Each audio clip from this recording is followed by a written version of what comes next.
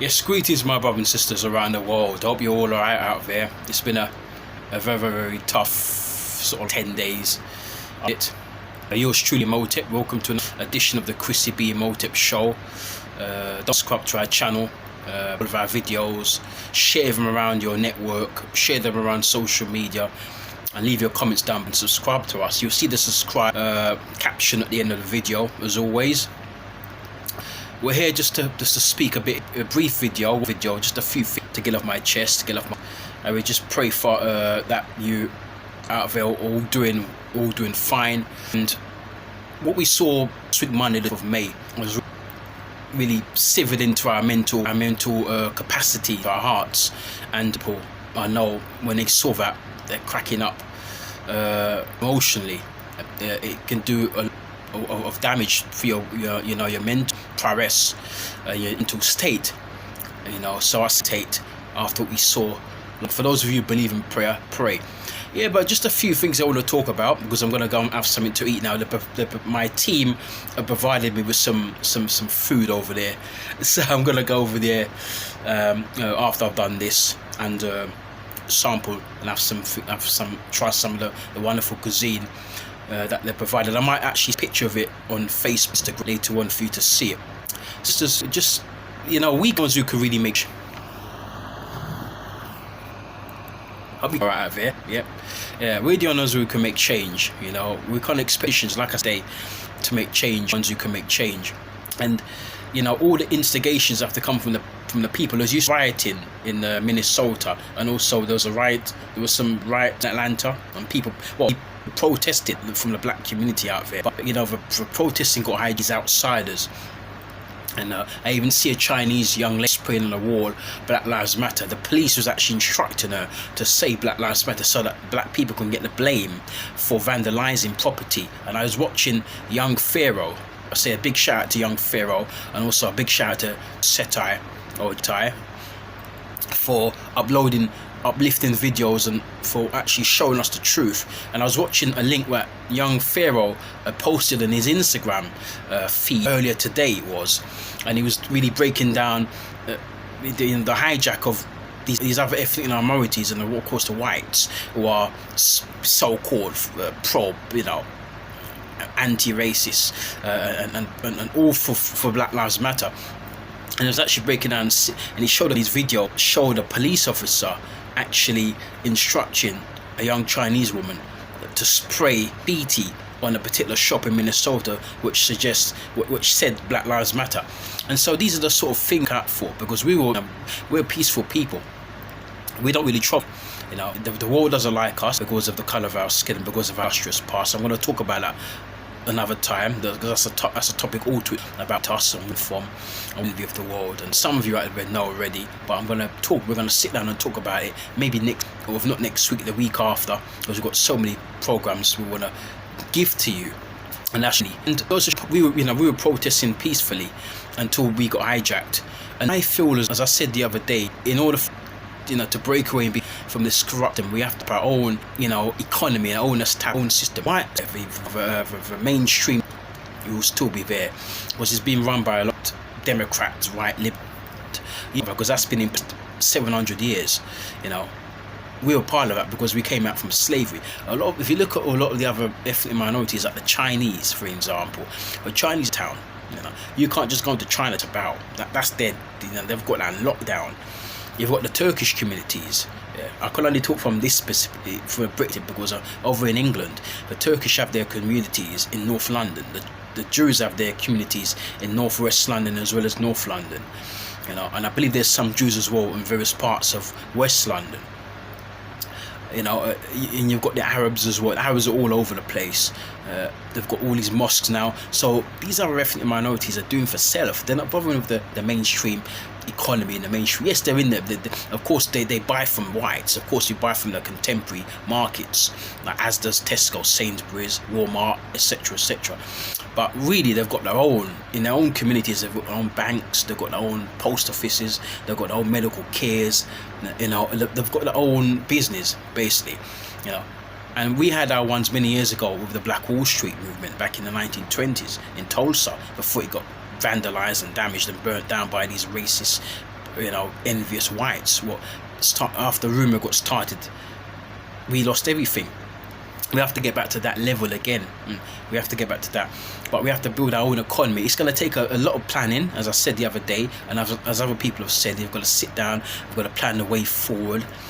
And as I said, really, this is something that only blacks can do. Not saying that whites can't get involved. The ones we can trust, the ones who are trustworthy, the ones who can come into our domain and we could trust them, which is not many of them, but there's maybe you can count them on one hand how many we could trust. But the ones who are for black or pro-black, who've got ideas, we can let them in. But predominantly it's going to have to be a black movement, because everyone else has got their own, everyone has to set up their own establishment, their own economy, their own business. We haven't done that. We're all over the place, and that's why we're being taken advantage of.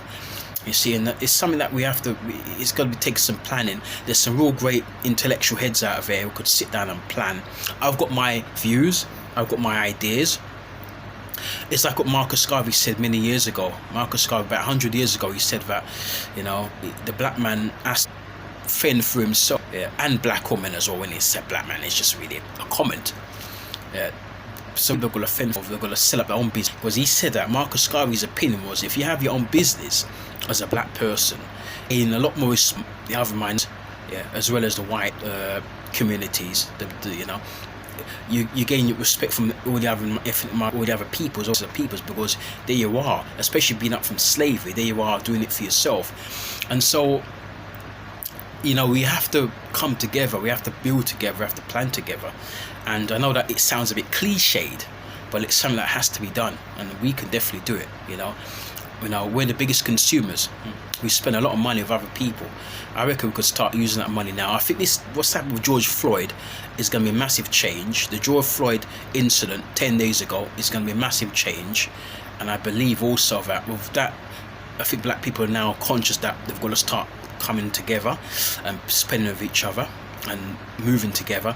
We've heard this talk before, but this has been a very significant situation that happened last week Monday, and I think this is a groundbreaking moment, and this is a game. I think his death was a game changer, and is a game changer, because they're still rioting, they're still protesting. It's been 11 days since he got murdered, and there's still people in the streets protesting. They're on TV debating. So this is a big thing, a massive thing. He's now been made into an icon. I see posters of him, beautiful posters, beautiful paintings of him, and it says "I can't breathe" next to his beautiful artwork of him. I've got some of my social media pages, and it's a shame that this had to happen for this kind of change to be virtually brought about, or on the periphery of being brought about, because it shouldn't have to take a man to lose his life.